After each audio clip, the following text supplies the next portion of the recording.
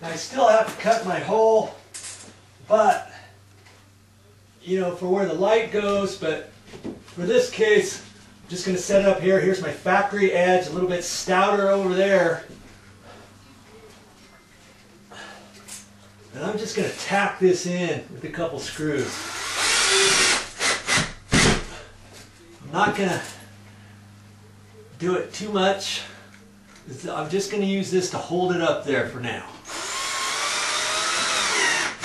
Okay?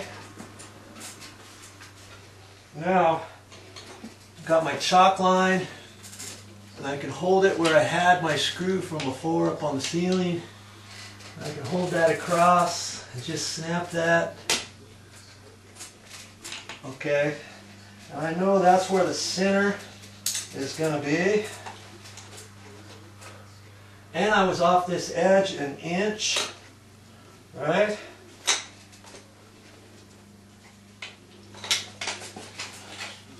I can measure an inch off of there, and that inch is where the edge of the ceiling joist is. And I want to be off of that edge because I've got my flange up there. You got to remember a few things when you're doing your project. Remember how you cut your other ones in. Remember I had the flange and we've got these little tabs falling out and I held it up tight, and we want to make sure that I've got enough of this flap to hold. So I don't want to cut it perfectly flush with the ceiling joist. I've already done my layout for all the other lights, and I've been making them about 3/4 of an inch or so away from the edge of those joists. Okay, so on here I'm going to do the same thing. That's the determination I made.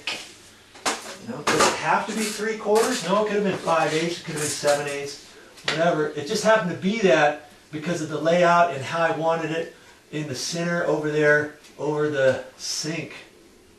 Alright?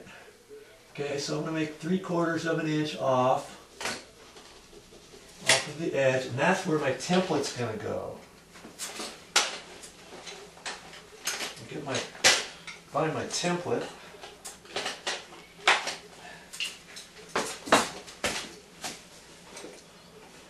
I've got just a little makeshift nail bag. I should get a bigger one. I left mine in Hawaii and I'm using my pops. Okay, so I got a hole in the middle of that so I could line up my chalk line right in the middle of that. I can see exactly where it goes.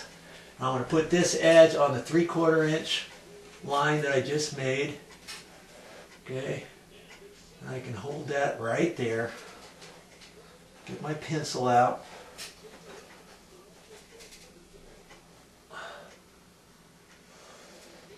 Mark your template.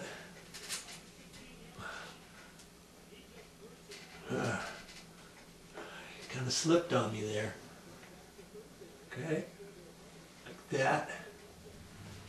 And now, one of two things. I can take this back down and cut it, or I can put it up just like that. And I think I'll just leave it exactly where it's at. Actually, I could probably do that. I may want to slide this over slightly. I was just going to tack that. When I tacked it, I should have lined it up a little bit better, shouldn't I? I'm going to swivel this over. I'm going to split the difference because I made the sheetrock just a hair smaller than my opening in case something was not perfectly lined up on the sheetrock or the cut piece that I did.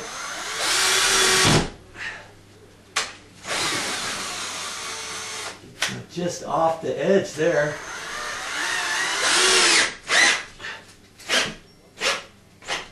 I'm just going to make that flush.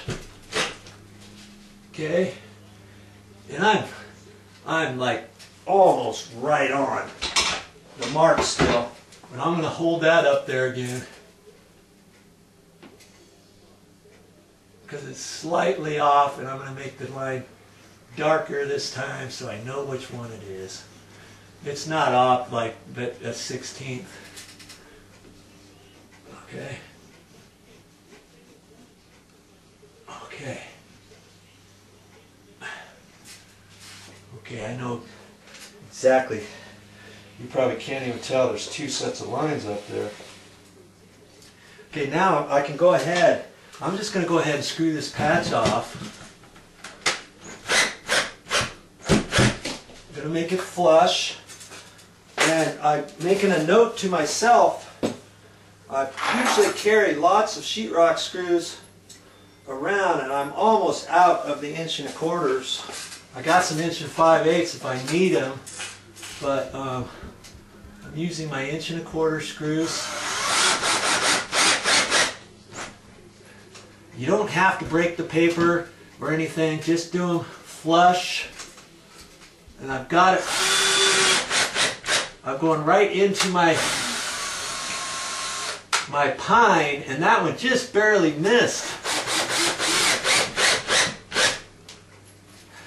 Now you remember those two pieces of backing I put up here? I can get just a screw in that.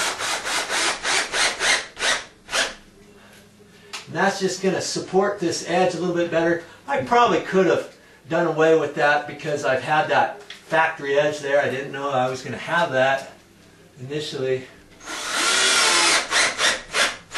So see, I got backing right there because I put that extra little piece in there. Okay.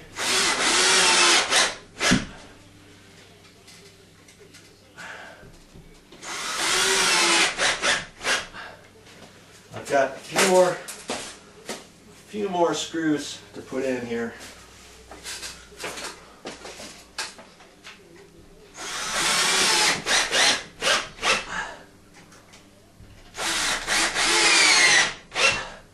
My battery's almost gone too.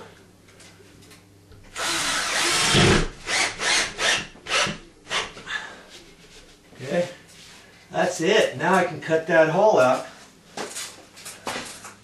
Just like all the rest of them.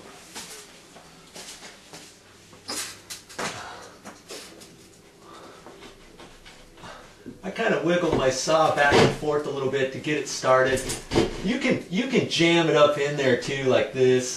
It just depends how close you are to an edge and all that kind of stuff. And I'm going to get away from it and work over it so it doesn't get all in my face.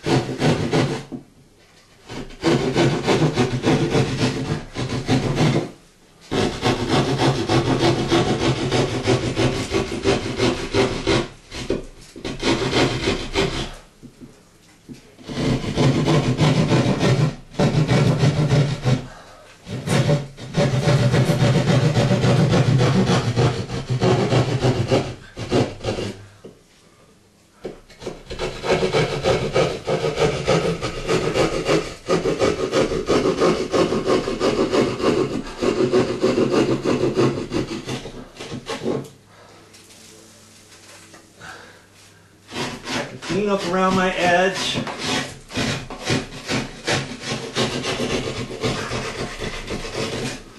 Get the top edge just a hair, in case I didn't have a perfectly straight cut.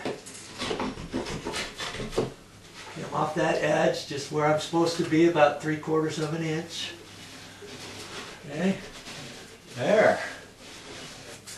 All right. I think we got all the holes cut now. I hope too. This is what your project's going to look like so far. All nicely straight, right in a line. Boom, boom, boom, boom, boom.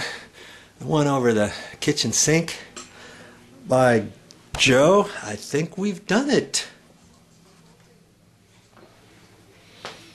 Now the next step is I'm just going to kind of sweep up just a little bit, so I don't get this stuff tracked all over the places. And then I'm going to look at my can lights and see what we have to do with those to get them set up.